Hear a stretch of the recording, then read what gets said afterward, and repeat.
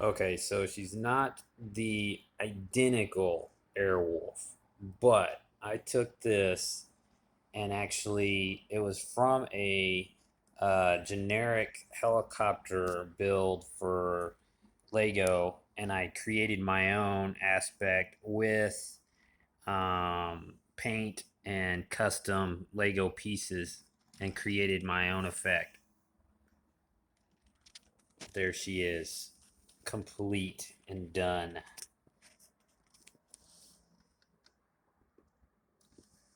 I don't know. It's got the underbelly.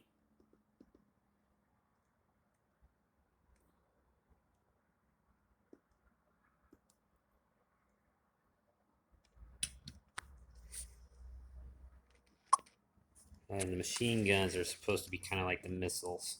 And I'll probably add on some a little bit more on the little wing to give it more thickness, but it's cool. And the cockpit's not the same, but it does come with Stringfellow Hawk. Stringfellow Hawk. I painted his boots too, by the way. He didn't have boots. He looks just like Stringfellow Hawk.